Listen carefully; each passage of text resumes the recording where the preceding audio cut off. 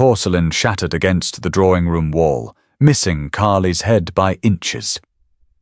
Austin straightened his waistcoat, not bothering to look at the mess.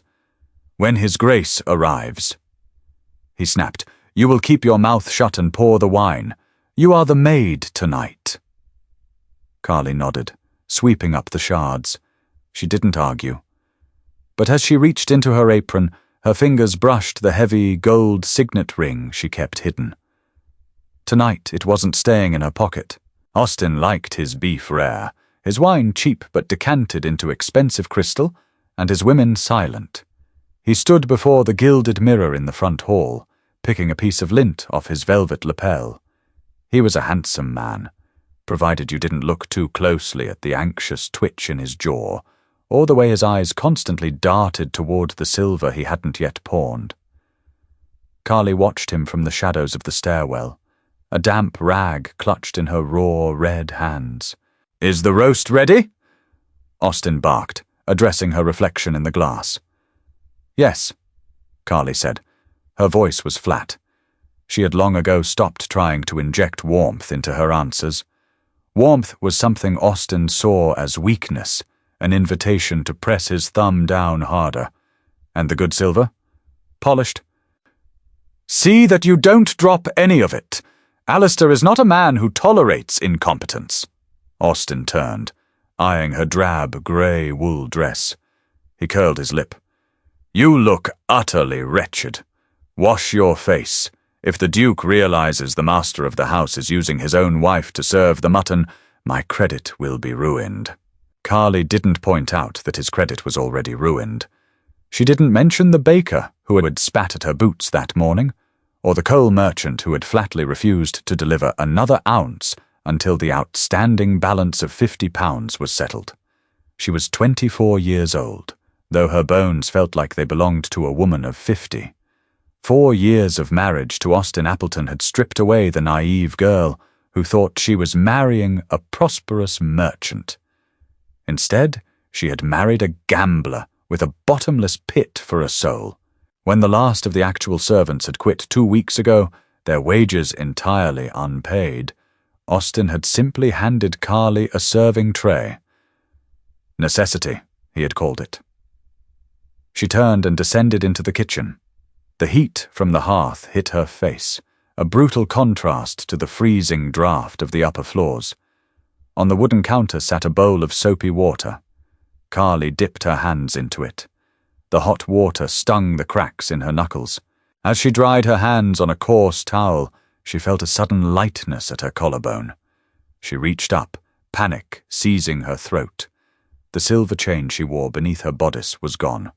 She dropped to her knees, her hands scrambling over the soot-stained flagstones. Her breath came in short, jagged gasps.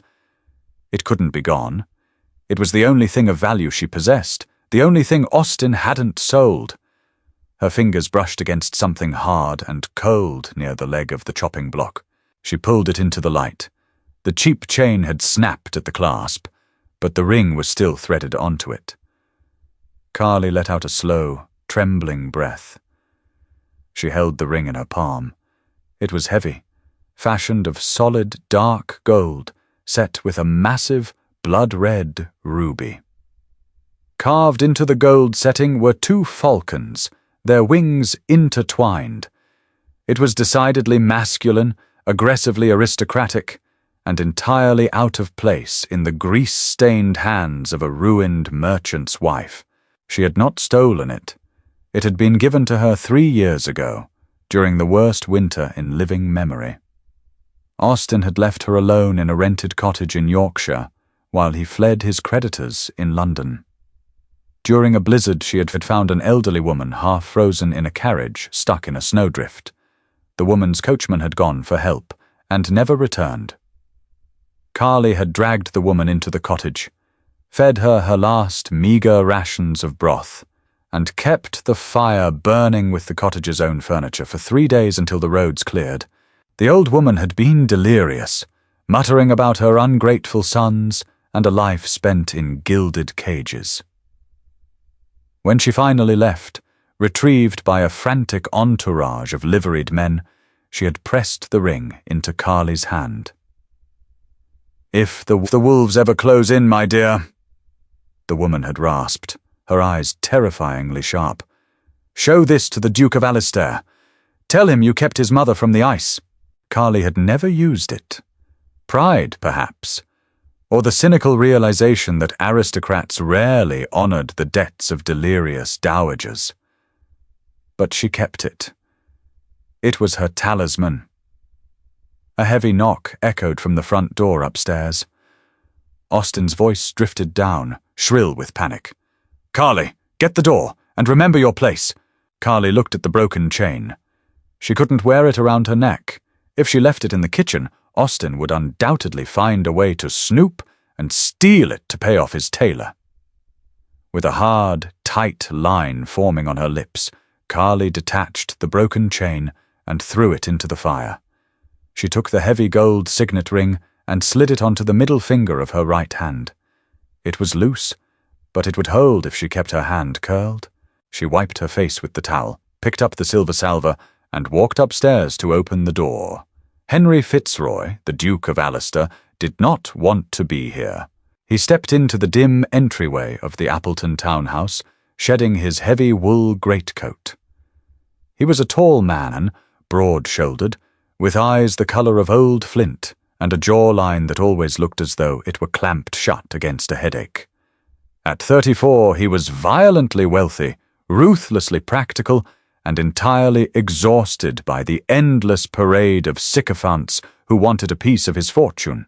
Austen Appleton was simply the latest pest. The man had cornered Henry at his club, sweating through his collar, babbling about a mercantile expedition to the West Indies that guaranteed a 5-fold return. Henry had agreed to dinner solely because his solicitor had mentioned Appleton held the deeds to a stretch of docklands Henry needed for his own shipping company. Henry planned to buy the debt, crush Appleton financially, and take the docks. It was business. It required no emotion. "Your Grace!" Austen came skidding into the foyer, bowing so low he nearly struck his head on the floorboards. "An absolute honor. My home is blessed." Henry handed his wet coat to the maid, waiting by the door. He didn't look at her. "Appleton, let us hope the food is better than the weather." Of course. Right this way." Henry followed Austen into the dining room. The table was set with elaborate, mismatched silver. The room smelled of old damp and cheap beeswax. Henry took his seat at the head of the table. Austen had insisted, practically groveling, and steepled his fingers, watching the merchant sweat. "I have secured an excellent claret, Your Grace." Austen babbled, gesturing wildly. "Only the best. Girl, pour the wine." Henry glanced up as the maid stepped into the candlelight. She did not look like a maid. True, she wore the drab uniform, her hair severely pinned back, but her posture was rigid. Unyielding. Most servants Henry encountered shrank under his gaze, deferential and invisible. This woman moved with a low, deliberate grace, her eyes fixed on the stem of the glass. Her face was pale, devoid of powder or paint, striking in its hollowed-out exhaustion. He noticed her hands. They were raw, the knuckles split from hot water and lye soap. But as she gripped the heavy crystal decanter, tilting it over his glass, the candlelight caught something metallic. Henry frowned. He watched the wine pour, a dark ribbon of red. He watched the maid's right hand. Curled around the base of the decanter was a gold ring. Henry stopped breathing. The ambient noise of Austen's chattering faded into a dull, distant static. His eyes locked onto the ruby. He knew the cut.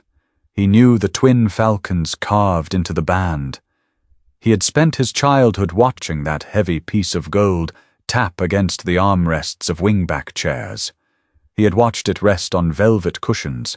He had watched it go into the ground. No, it hadn't gone into the ground. The undertaker had informed him, with immense apology, that the Dowager Duchess had ordered it removed from her will, stating she had left it with a ghost in the snow. Henry had spent a fortune trying to track down the woman his mother had raved about on her deathbed, the woman who had sheltered her during the Yorkshire blizzard 3 years ago. His mother had lived another year because of that stranger. Henry slowly raised his eyes from the ring to the maid's face. She didn't look at him. She finished pouring the wine, stepped back, and moved to Austen's glass. "As I was saying, Your Grace," Austen continued, entirely oblivious to the sudden, lethal drop in the room's temperature. "The West Indies route is foolproof. We simply need an injection of capital. £50,000 would secure the ships." Henry did not hear a word about the ships. He watched Austen. He watched the way Austen snapped his fingers at the maid to hurry her along. He watched the way the man didn't even view her as a human being. "Appleton," Henry interrupted. His voice was quiet, but it possessed a specific gravity that made Austen instantly snap his mouth shut. "Yes, Your Grace." Henry picked up his wineglass. He swirled the red liquid, his eyes fixed on the maid standing silently in the corner. "You seem to be missing staff. A house this size should have a footman, a butler. Yet you have one maid serving a duke." Austen's face flushed a violent, ugly purple. He laughed nervously, dabbing his forehead with a linen napkin. "Good help is hard to find, Your Grace. The working class today lacks loyalty. But she manages well enough. She is quite diligent." Henry noted, his voice smooth, dangerous. "Have she been with you long?" Austen shifted in his chair. "Long enough. Frankly, Your Grace, pay her no mind. She is just the maid. Let us discuss the Docklands." "Just the maid," Henry repeated softly. He set the wineglass down. The sharp clink rang out like a gunshot in the quiet room. "Is that so?" Carly stood motionless in the corner, staring at the floorboards. Her heart was hammering against her ribs like a trapped bird. She had seen the Duke looking at her hand. She had seen the exact moment his gaze snagged on the gold falcons. "Austen," Henry said, dropping the formal surname. The familiarity wasn't friendly. It was the tone a predator uses when it finally pins its prey. "Collar over." Austen blinked, confused and suddenly terrified. Your Grace, I assure you, whatever offence she has given, I will have her whipped. Girl, get over here!" Carly took a breath. She stepped out of the shadows and approached the table. She kept her chin level. She did not look at Austen. She looked directly into the flint-grey eyes of the Duke of Alistair. "Put your hands on the table," Henry commanded. It was not a request. Austen half stood. "Your Grace, this is highly inappropriate. Sit down, Appleton, or I will have my footman drag you out into the street and break your legs," Henry said. He didn't even raise his voice. Austen sat. Carly stepped forward. Slowly, deliberately, she placed her raw, red hands flat on the polished mahogany. The candlelight hit the ruby, throwing a blood-red reflection across the wood. Henry reached out. His fingers, warm and calloused from riding, gently touched the cold gold of the signet ring. "Where did you get this?" Henry asked her. His voice had lost its cynical edge. It was hollow, stripped down to raw, desperate curiosity. Carly looked at him. A woman, 3 years ago, Yorkshire, in a blizzard. Henry closed his eyes for the fraction of a second. A muscle feathered in his jaw. "She said an angel pulled her from the ice." "I am no angel, Your Grace," Carly said, her voice dry and rasping from disuse. "I merely had a fire." "She told you who she was?" "She told me to show it to the Duke of Alistair if the wolves ever closed in." Carly's gaze shifted briefly, with cold contempt toward Austen, who was staring at the exchange with an expression of slack-jawed horror.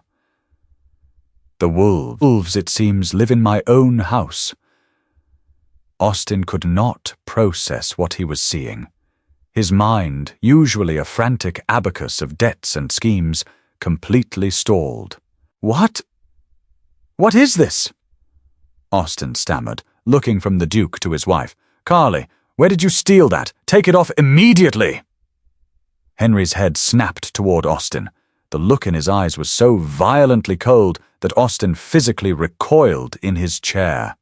"Carly," Henry said, testing the name. He looked back at her, examining her face anew. He saw the hollows in her cheeks, the frayed collar of her dress, the bruised exhaustion in her eyes. "You are not the maid?" "No," Carly said evenly. "I am his wife." Silence dropped over the dining room, heavy and suffocating. Henry leaned back in his chair. The picture assembled itself in his mind with brutal clarity. Appleton, the desperate, sweating bankrupt. The empty house, the lack of servants, the unpaid debts, and the wife, forced into servitude to maintain a pathetic facade for a man who didn't even have the decency to feed her properly. "You married her," Henry stated, looking at Austin, "and you treat her as a scullery maid." Your Grace, you misunderstand," Austin cried, panic finally breaking through his shock. She is unwell. It is a penance. She is prone to hysterics. She insists on working. "Do not insult my intelligence, Appleton." Henry cut him off, his voice lethal. "I know exactly what you are. I have reviewed your ledgers. I know you are drowning in debt. I came here tonight to strip you of your docklands and leave you in the gutter. But I see now that the gutter is too good for you." Austin turned a sickly shade of grey. My docks? No, we were to be partners." Henry ignored him. He stood up. He walked around the table until he was standing in front of Carly. He towered over her, but there was no intimidation in his posture. He looked at her hands, still resting on the table, bearing the ring that had sealed his mother's salvation. "My mother died 2 years ago," Henry told her quietly. "Her lungs never fully recovered from that winter. But she had an extra year because of you. She died in her own bed, holding my hand, instead of freezing to death in a ditch. I have looked for you every day since." Carly swallowed hard. The protective shell of apathy she had worn for 4 years cracked. A sudden, sharp sting of tears threatened her eyes, but she blinked them back. She was a kind woman. Even when delirious, she had terrible manners. A short, genuine bark of laughter escaped Henry's lips. "That is definitely my mother." He reached out and gently covered her hand with his. "Why didn't you come to me? I did not think a duke would care about a merchant's wife, and—" She cast a sidelong glance at Austin. "My husband intercepts the post. I had no money for a carriage to your estate. I have had no money of my own since the day I married him." Austin scrambled out of his chair, falling to his knees. "Your Grace, whatever she has done for you, I am her husband. We are one flesh, one estate. If she is owed a reward, it belongs to the House of Appleton." Henry slowly turned his head to look down at the groveling man. Disgust radiated from him like heat from a furnace. "Appleton," Henry said softly, "if you speak again, I will cut out your tongue and serve it to you on this cheap silver." Austin clamped his mouth shut, whimpering through his nose. Henry turned back to Carly. "Pack your things. You are leaving this house." Carly froze. "Leaving? Did you think I would leave the woman who saved my mother's life in the hands of a rat?" Henry asked, his brow furrowing as if the concept was absurd. "You are coming with me, to my estate. You will have your own rooms, an allowance that matches a woman of your station, and you will never scrub a floor again." "He is my husband," Carly said, the conditioning of 4 years fighting against the sudden, blinding light of escape. The law," Henry said, a dark smile playing on his lips, "is written by men like me. I will have my solicitors draw up a separation agreement by morning. Appleton will sign it, he will return your dowry in full, and he will surrender all claims to you." Henry looked down at Austen, who was staring up in abject horror. "Or Appleton will find himself locked in Fleet Prison for fraud, his debts called in simultaneously by every creditor in London, and his precious docklands burned to the waterline. Which will it be, Austen?" Austen nodded frantically, tears spilling down his fat cheeks. I'll sign anything." Carly looked at Austen. The man who had terrorized her, starved her, and humiliated her. He looked pathetic, small. For the first time in years, she felt nothing when she looked at him. No fear, no anger, just a vast, hollow pity. She took a deep breath, slipping her hand out from under Henry's. She touched the heavy gold ruby on her finger. "I have nothing to pack," Carly said. Henry nodded slowly. He stepped back and offered her his arm. "Then we leave now." Carly did not hesitate. She placed her hand on the dark wool of the Duke's sleeve. She didn't look back at Austen as they walked out of the dining room. She didn't look at the shattered porcelain in the drawing room. When the heavy oak door of the townhouse clicked shut behind them, the biting night air hit her face. But for the first time in 4 years, Carly did not feel cold. Carly halted on the pavement. The Duke's carriage loomed in the damp London fog, a formidable silhouette of polished black wood and gleaming brass lamps. 4 massive grey geldings stamped their iron-shod hooves against the wet cobblestones, blowing plumes of white steam into the night air. A footman in dark, immaculate livery stood rigidly by the open door, his eyes fixed dead ahead, holding an umbrella to shield them from the worsening drizzle. She looked down at her scuffed, mud-caked boots. Then she looked at the pristine, plush velvet of the carriage's fold-out steps. "I will ruin the upholstery," Carly stated. It was a matter of simple, undeniable fact. Her hem was dragging in the street muck. She smelled of mutton grease, lye, soap, and desperation. Henry paused on the pavement beside her. He didn't offer a polite platitude. He didn't brush her concern away with false gallantry. He merely glanced at the interior of the carriage, and then down at her boots. "It is my upholstery to ruin," Henry said. "Get in." Carly gripped the brass handle. Her knuckles burned from the cold metal. She pulled herself up and stepped into the dim, lantern-lit cabin. It smelled of expensive leather, sandalwood, and clean wool. The sheer warmth of the enclosed space hit her face. Unfreezing muscles in her jaw she hadn't realized were clenched tight. She sat rigidly in the corner, pressing herself as close to the lacquered wood paneling as possible to minimize her footprint. Henry climbed in after her. He took the opposite bench, stretching his long legs out in the ample space, though he was careful to keep his boots clear of her skirt. The footman shut the heavy door with a solid, echoing thud. The outside world, Austen, the rotting townhouse, the creditors, vanished instantly, replaced by the rhythmic sway and rattle of the carriage setting off. For a long time, neither of them spoke. The only sound was the clatter of hooves and the dull hiss of rain against the glass. Carly stared out the window at the blurred gas lamps sliding by. Her mind was a chaotic, fractured mess, struggling to catch up with the reality of her body. An hour ago, she had been bracing for a physical blow from her husband because she had dropped a spoon in the kitchen. Now she was sitting across from one of the most powerful peers in the realm, riding toward a house she had only ever heard of in whispered gossip. "You do not trust me," Henry observed quietly. Carly turned her head. He was watching her. The dim carriage lamps cast harsh shadows across the sharp angles of his face, making him look less like a gentleman and more like a mercenary. "I have no reason to trust any man who wields power," Carly answered. Her voice was steady. though her hands were shaking where they lay clasped in her lap. Power usually wants something in return. I have nothing left to give. I am not Austin. Henry said. No, you are far more dangerous than Austin. She held his gaze.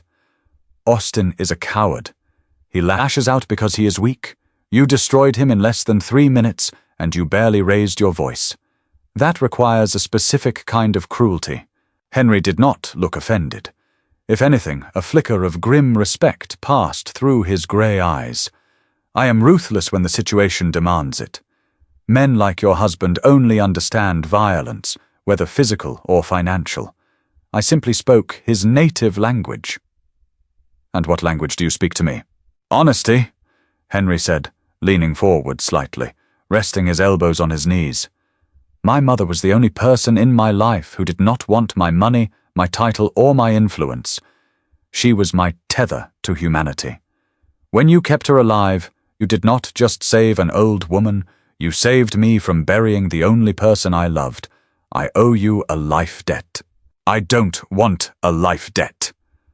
Carly snapped, the defensive reflex flaring hot and fast. I don't want to be a charity case. I don't want to be a pet kept in a gilded cage out of some misplaced aristocratic guilt. You won't be. Henry leaned back, the shadows reclaiming his features. You will be a free woman.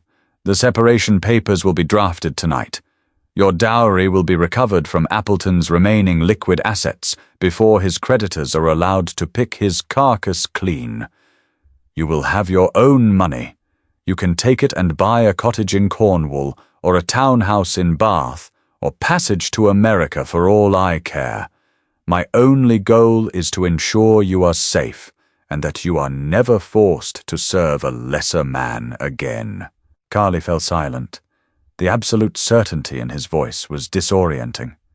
She had spent 4 years navigating a minefield of Austin's lies, where every promise was a trap, and every gift came with a beating. Being offered unconditional freedom felt like being handed a loaded pistol by a stranger. She didn't know whether to aim it or drop it. She looked down at her hands. She was still wearing the ring. The heavy gold band was cold against her raw skin. She started to pull it off her finger. Keep it, Henry said softly. It is yours. It belonged to your family. It belongs to the person my mother gave it to. Henry looked out the window.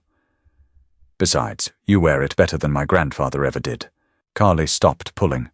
She curled her hand into a fist, feeling the weight of the ruby pressing into her knuckles.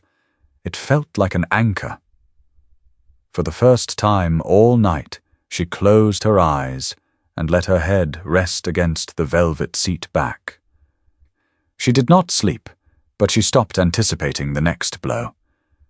Alistair House did not feel like a home. It felt like a fortress.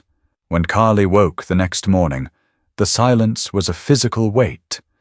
For a terrifying, disorienting second, she lay stiff under the heavy silk counterpane, waiting for the inevitable shriek of Austin's voice demanding his boots, or his tea, or his vengeance. Nothing came. Only the soft tick of a grandfather clock in the hallway and the faint, muffled sounds of a massive household running with oiled precision. She sat up. The room she had been placed in was staggering in its proportions. The walls were covered in pale blue damask. The furniture was heavy, carved mahogany, and a fire crackled merrily in the marble hearth, chasing away the autumn damp. It was a guest suite designed for visiting royalty, not a ruined merchant's wife. A quiet knock at the door made her flinch. The habit was ingrained deep in her muscle memory. "Come in," she managed, her voice scratching her throat.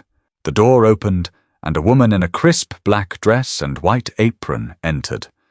She was older, with iron-grey hair tucked neatly under a cap, and possessed a face that looked entirely uncompromising.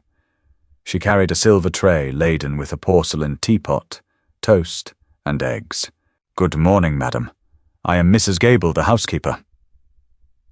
The woman's voice was brisk, but held a surprisingly gentle cadence. She set the tray on a small table near the fire. His Grace requested you be allowed to sleep until you woke on your own. It is nearly 11 o'clock. Carly stared at the tray. I should be up. There is work. She stopped herself, the absurdity of the thought washing over her. There were no grates for her to clean here, no silver to polish. Mrs. Gable gave her a long, assessing look. Her eyes flicked to Carly's hands, noting the red, cracked skin and the heavy gold signet ring on her finger. If the housekeeper had any questions about why her master had brought home a woman dressed in rags wearing the Dowager Duchess's ring, she kept them ruthlessly buried. "The only work you have today, madam, is eating your breakfast," Mrs. Gable said firmly. His Grace also took the liberty of sending for a modiste. She left a few ready-made garments for you, as your own things were, delayed. It was a polite way of saying her clothes were fit for the incinerator. Carly looked at the foot of the bed, where a simple but beautifully tailored morning dress of dark green wool lay folded. "Thank you," Carly said softly. "When you are dressed, His Grace is expecting you in his study on the ground floor. If you require assistance, pull the bell cord." Mrs. Gable gave a short curtsy and left the room. Carly ate the toast. She drank the tea. She tasted none of it. Her stomach was tied in a knot of anxious anticipation.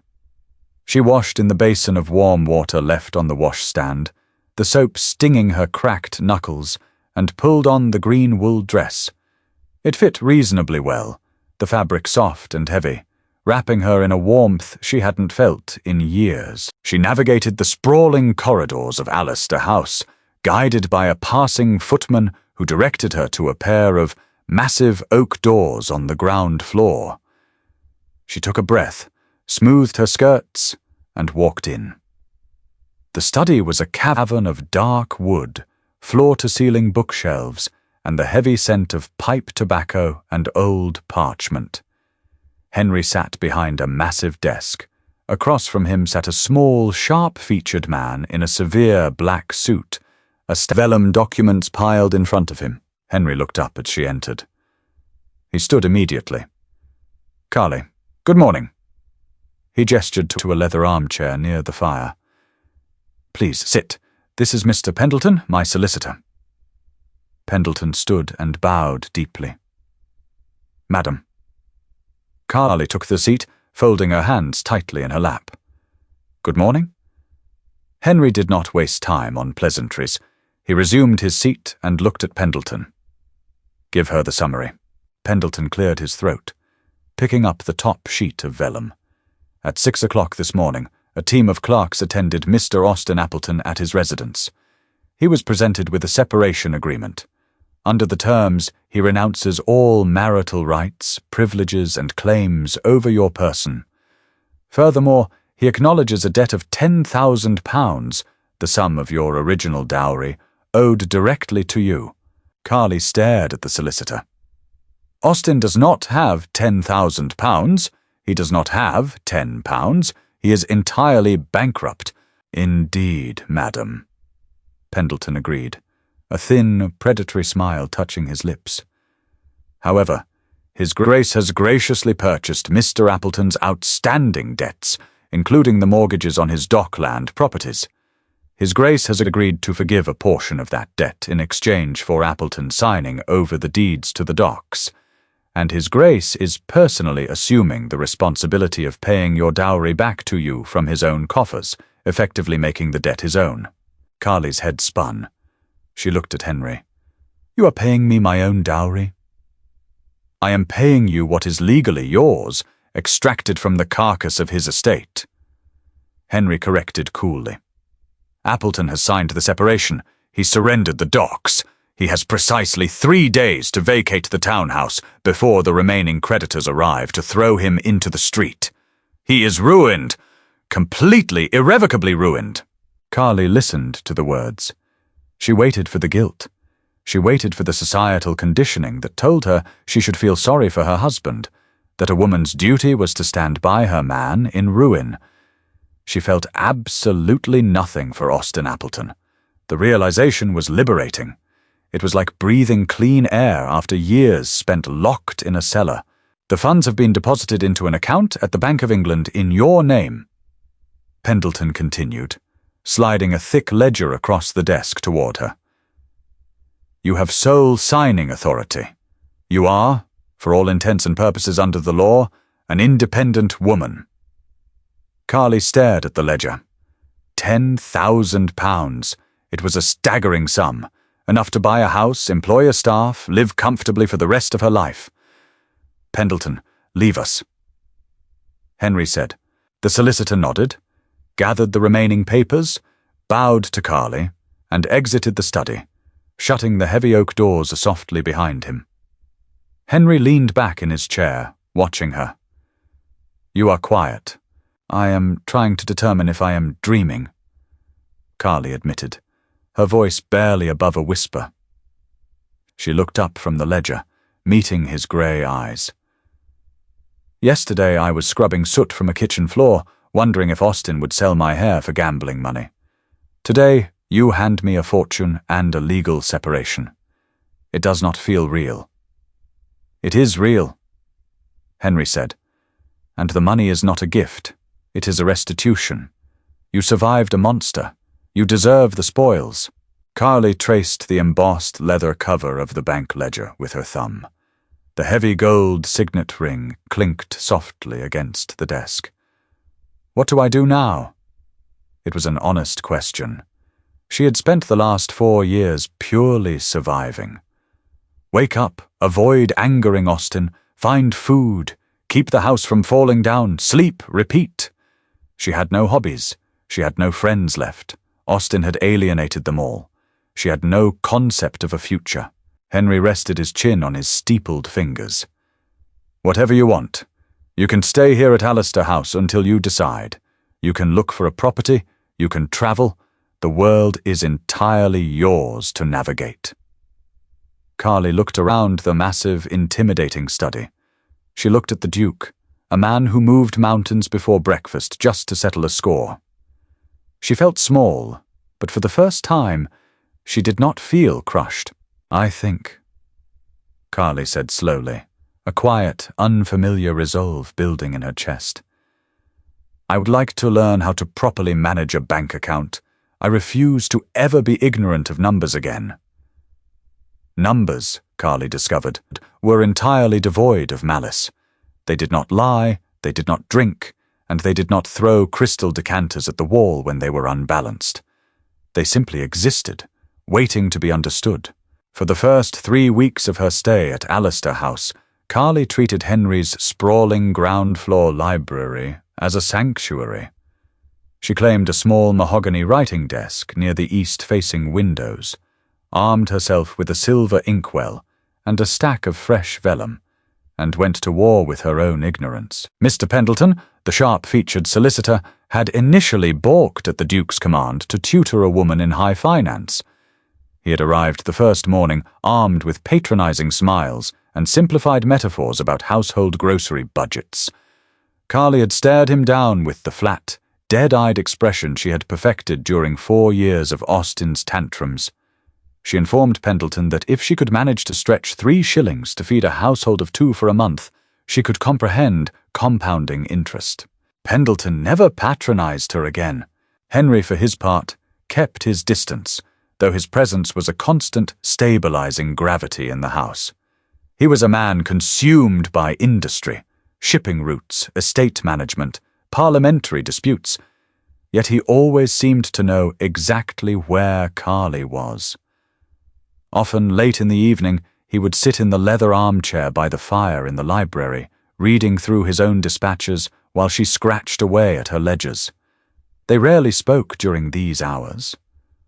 The silence between them wasn't strained. It was the comfortable, heavy quiet of 2 survivors sharing a bunker. One Tuesday afternoon, rain lashing against the tall windows, Carly finally closed her ledger with a definitive snap. Henry looked up from a map of the West Indies. He raised a single, questioning eyebrow. I have audited the estate accounts Austin held before the bankruptcy. Carly announced, leaning back in a chair. She rubbed a smudge of black ink from her thumb. It was a vastly better stain than coal dust. He didn't just lose the money at the card tables, he was funneling it into phantom investments, shell companies in Cornwall that don't actually exist. Henry set his map down. He leaned forward, genuine interest lighting his grey eyes. You tracked the missing capital? I tracked the lies, Carly corrected. She stood up, picking up a sheet of paper covered in neat, cramped columns of figures, and walked over to his desk. She placed it in front of him. He used my dowry to secure a loan from a bank in Bristol, then immediately transferred those funds to a mining venture registered under his brother's name.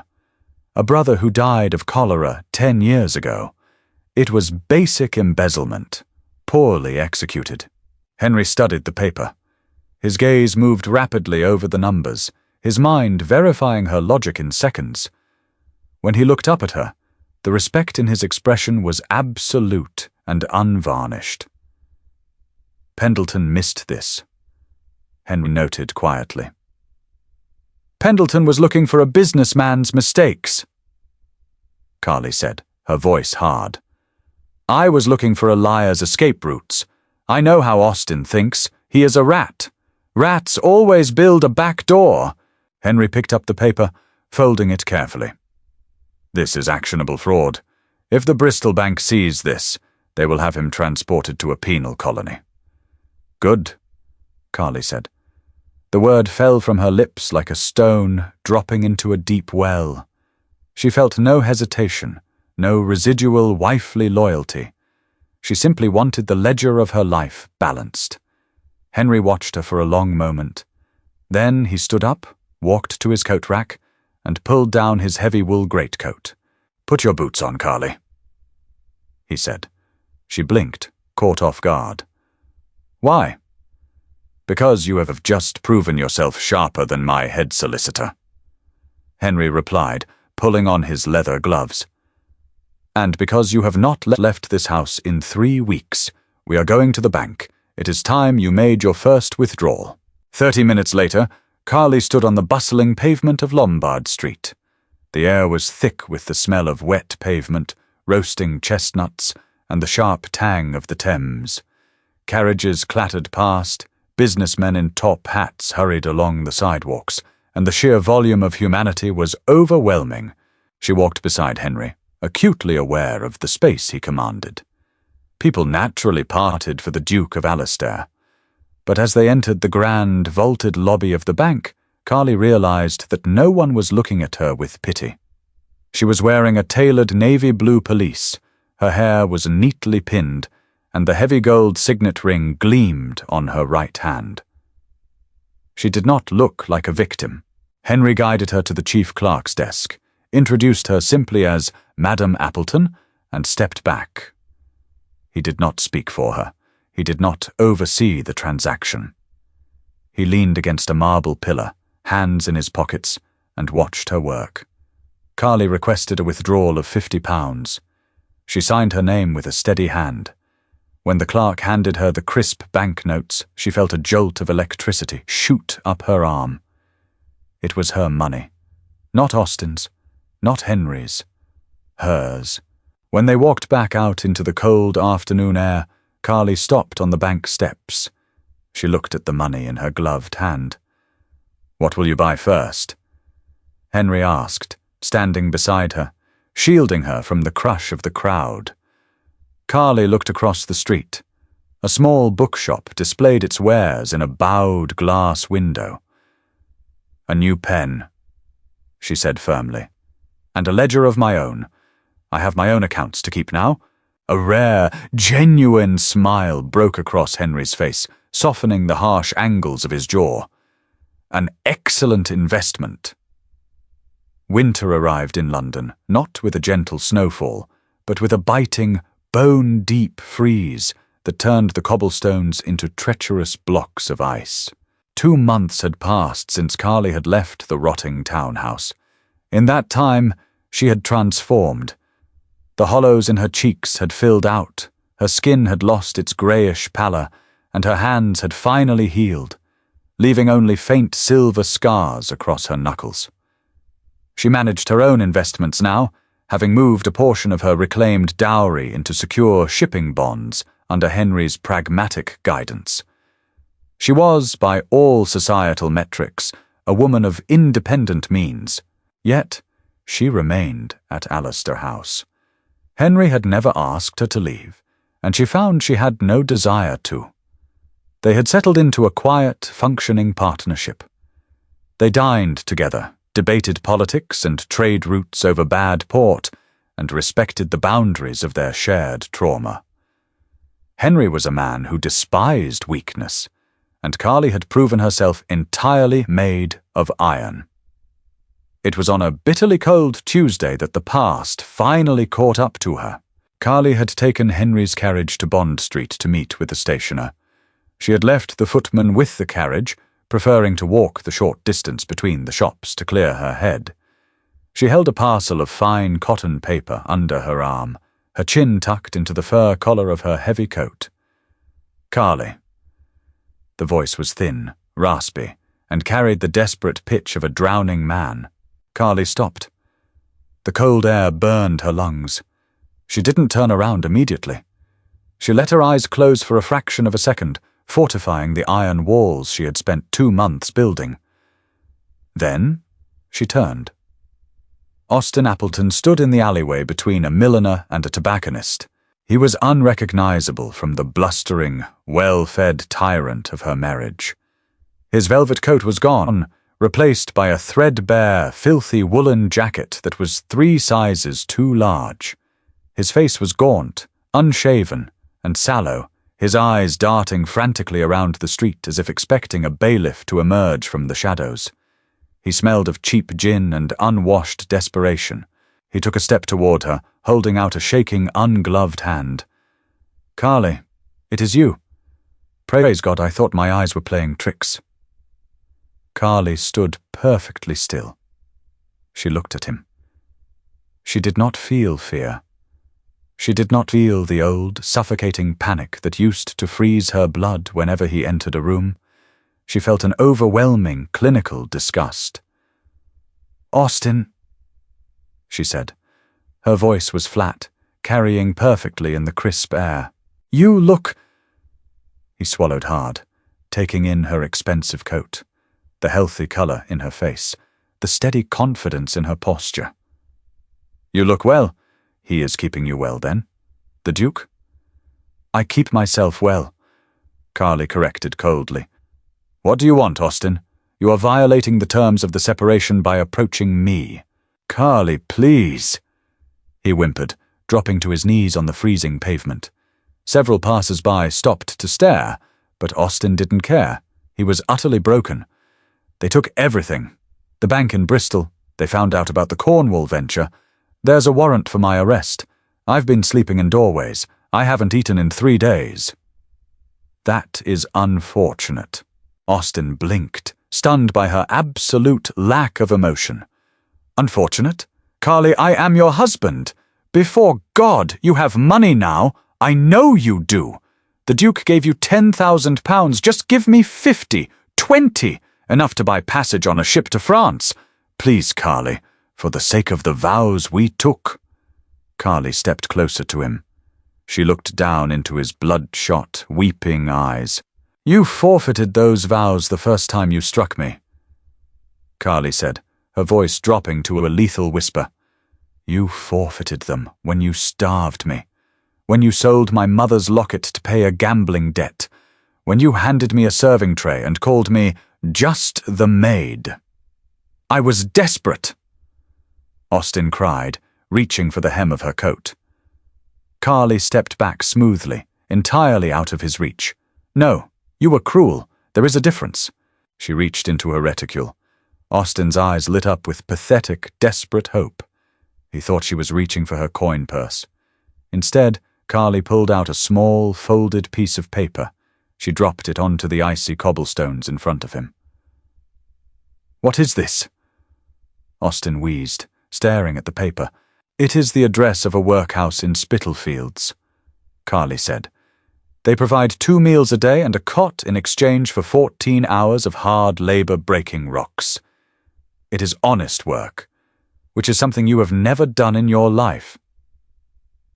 Austin stared at her, his face contorting in horror and rage. You bitch! You ungrateful, cold-hearted! He lunged upward, his hands forming claws, defaulting to the only tool he had ever truly relied on. Violence. Carly didn't flinch. She didn't scream. Before Austin could even fully stand, a heavy, silver-tipped cane slammed into his chest, throwing him violently backward onto the ice. Carly turned her head. Henry stood 3 feet away. He had approached in absolute silence, his grey eyes fixed on Austin with the intensity of a predator staring at a crippled rat. The Duke hadn't even broken a sweat. He merely rested his weight on the cane, blocking Carly from Austin's reach. I believe, Henry said, his voice a low, terrifying rumble. The lady told you to break rocks, Appleton. Austin scrambled backward on his hands and knees, terror overriding his starvation. He didn't say another word. He hauled himself up and bolted down the alleyway, slipping on the ice, disappearing into the London fog.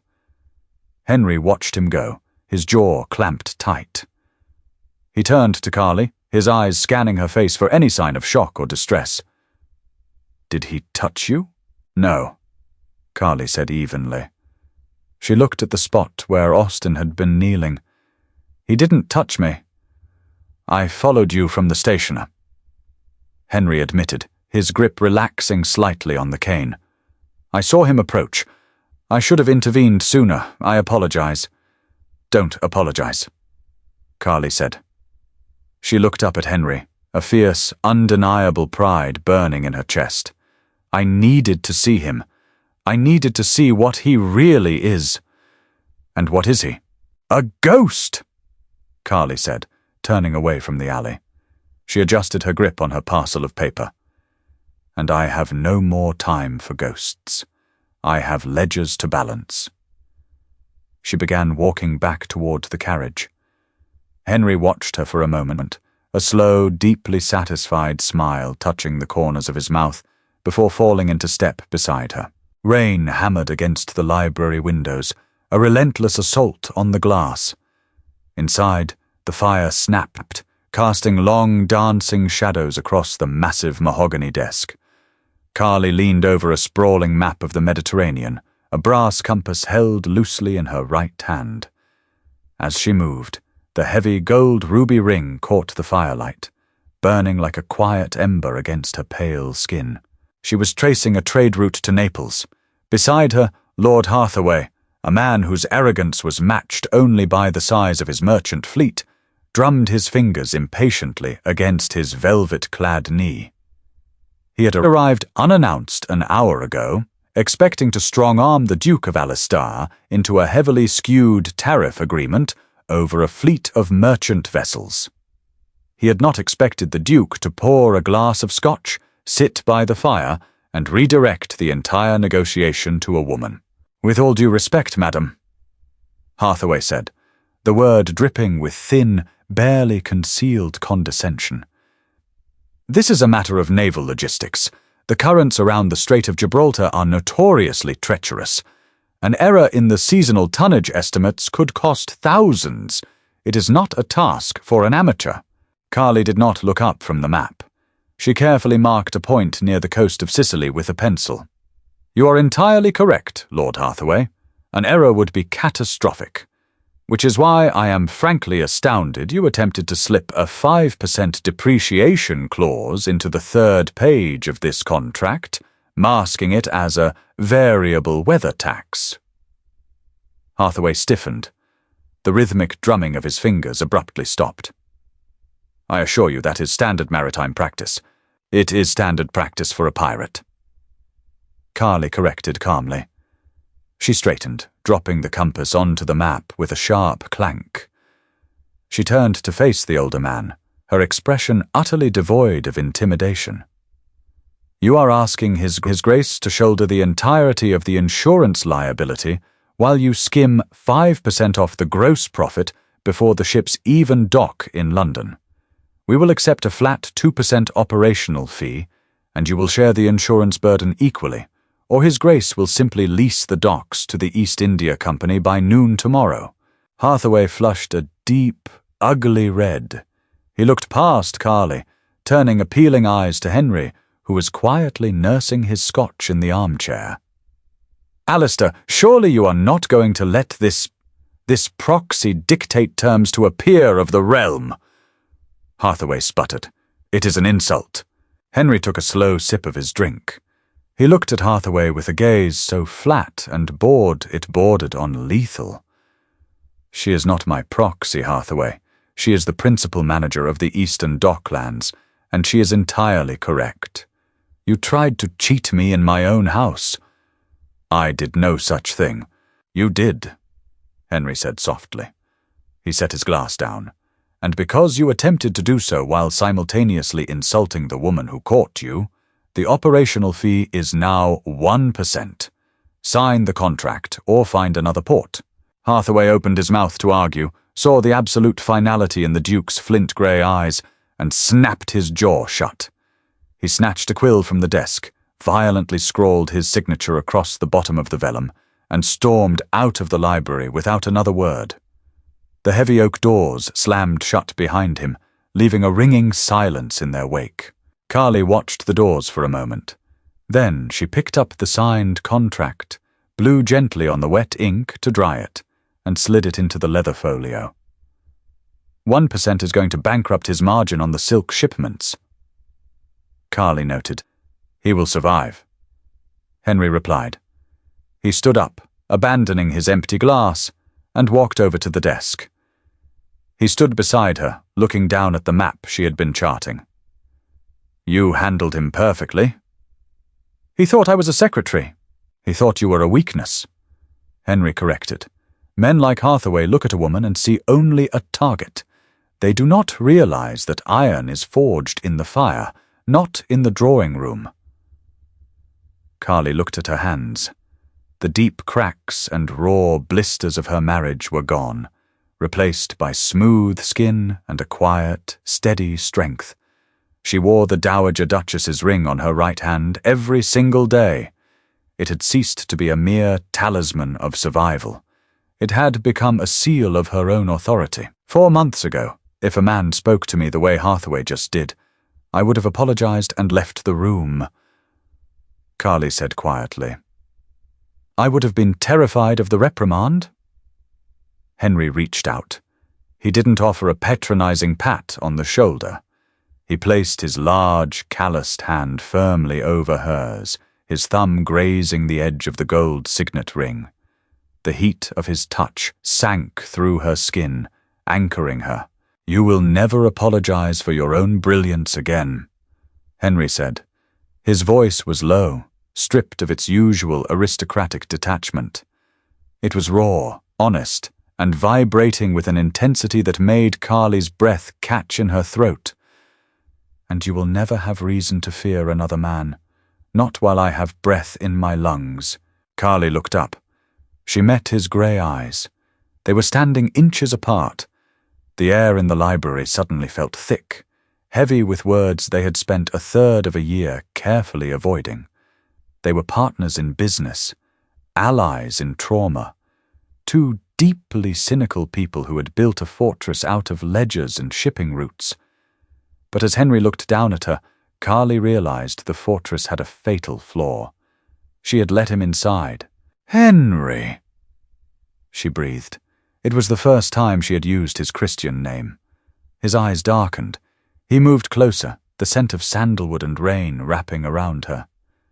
"Carly, do you know why I never asked for my mother's ring back?"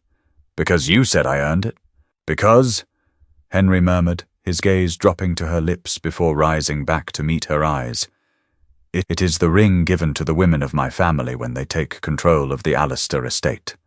My grandfather gave it to my mother on her wedding day. It does not belong to a guest."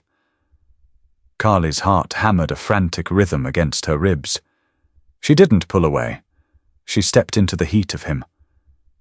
I am legally married to a ghost, Henry. The church. I do not care about the church. Henry interrupted smoothly. I care about you. I care that you rebuilt a ruined shipping empire in 4 months. I care that you look at me without flinching. I care that I cannot walk into this library without looking for you first. He raised his free hand, gently tracing the line of her jaw. His touch was incredibly gentle, a stark contrast to the ruthless man who destroyed his enemies without breaking a sweat. I am asking for a permanent partnership. Henry said, no lies, no debts, just equal measure. Spring finally broke through the London gloom in late May. The trees in Hyde Park erupted into vibrant green, and the oppressive chill retreated, leaving behind crisp, sunlit mornings. Carly stood by the towering windows of her private suite, watching the carriages roll down the street. She was dressed in a simple, elegant morning gown of pale grey silk, the fabric cool and soft against her skin. It had been precisely 1 year since the night Austin Appleton had shattered a porcelain vase against the wall and ordered her to pour the wine. She turned away from the window and walked to the small writing desk in the corner of the room. On it sat a leather-bound ledger. It was her personal account book. She opened it to the final page. The numbers were staggering. Her shipping bonds had yielded a massive return. Her initial £10,000 had tripled. She owned a row of townhouses in Bath, a stake in a tea clipper, and a substantial portfolio of government consols. By every legal definition, she was an exceptionally wealthy woman in her own right. She required no man's protection. She required no man's money. A soft knock echoed through the room. Enter, Carly called out. Henry walked in. He was dressed for Parliament, a dark, immaculately tailored coat and a crisp white cravat. He looked formidable, authoritative, and entirely at ease. He paused in the doorway, his eyes sweeping over her, a slow, deeply affectionate smile softening his harsh features. The carriage is waiting, Henry said, checking his pocket watch. Pendleton is expecting us at the magistrate's office at 10. Carly closed the ledger. She ran her hand over the embossed leather cover. Today was the day the final legal severing occurred. Austin Appleton had died of typhus in a workhouse infirmary 3 weeks ago. The news had been delivered by a bored clerk from the parish. Carly had felt no joy, no sorrow, no triumph. She had simply felt a quiet, profound emptiness, followed by the deep relief of a chain finally snapping. The appointment with Pendleton today was to finalize the dissolution of the Appleton estate, legally erasing Austin's name from her history. She would walk out of the magistrate's office a widow, free of all marital binds. "Are you ready?" Henry asked, stepping into the room. He walked over to her, his presence instantly commanding the space. "I am," Carly said. She looked down at her right hand. She slowly gripped the heavy gold ruby ring. With a deliberate, steady pull, she slid it off her middle finger. Henry froze. The easy warmth in his eyes vanished, replaced by a sudden, sharp panic. He looked from the ring to her face. "Carly, what are you doing?" "This ring belongs to the Dowager Duchess of Alastair," Carly said softly. She held the massive, masculine piece of gold in her palm. "It was given to a woman freezing in a blizzard. It was worn by a frightened maid pouring wine for a tyrant. It was the armor of a woman trying to survive." Henry's jaw tightened. He didn't speak. He simply watched her, his heart pounding a slow, heavy rhythm in his chest. "I am no longer freezing," Carly continued, stepping closer to him. "I am no longer a maid, and I am entirely done surviving." She reached out and took his left hand. She placed the heavy signet ring in the center of his large palm and closed his fingers over it. "It belongs to your family, Henry," she said. "I am returning it." Henry stared at his closed fist. He looked like a man who had just watched his entire fleet sink to the bottom of the ocean. He swallowed hard. I see. If that is your decision, I will have Mrs. Gable pack your things. You have more than enough capital to purchase a home anywhere you wish. Carly let out a short, quiet laugh. It was a genuine sound, bright and full of life. She reached into the pocket of her silk skirt. You are a brilliant strategist, Henry, but you are entirely missing the point, Carly said. She pulled her hand from her pocket. Resting on her palm was a plain, elegant band of solid, dark gold. It was entirely unadorned, devoid of rubies or falcons. It was simple, unbreakable. Henry stared at the plain band. Then he looked up at her face. The panic slowly drained from his eyes, replaced by a blinding, overwhelming realization. I do not want to wear your mother's armor anymore, Carly told him, holding the plain band out to him. I want to wear my own ring, one that is not a life debt, one that is not a payment for a rescue. I want a ring that simply means I am choosing to stay here, with you. Henry didn't hesitate. He tossed the heavy ruby signet ring onto the desk, completely indifferent to where it landed. He took the plain gold band from her palm. His large hands, normally so steady, were trembling slightly as he reached for her left hand. He slid the plain gold band onto her ring finger. It fit perfectly. Henry looked down at her hand, then pulled her flush against his chest. He buried his face in her hair, his arms wrapping around her with a fierce, possessive strength that made her feel more grounded than she had in her entire life. Equal measure, Henry whispered roughly against her temple. Equal measure, Carly agreed, resting her head against his shoulder. They stood there in the quiet morning sunlight, a duke and a widow, two cynical souls who had crawled through the darkest dirt and somehow found their way to solid ground. There were no grand decaliations, no flowery vows, just the steady, undeniable truth of a ledger perfectly balanced. Thank you so much for joining me on this journey through gaslit streets and grand drawing rooms. If Carly's quiet rebellion and the Duke's swift justice resonated with you, please hit that like button to let me know. Don't forget to share this story with fellow historical drama lovers who appreciate a tale where the underdog finally gets their due. Subscribe to the channel and ring the bell so you never miss out on our upcoming historical deep dives and storytelling features. Your support helps keep these stories alive. Until next time, stay safe and keep reading.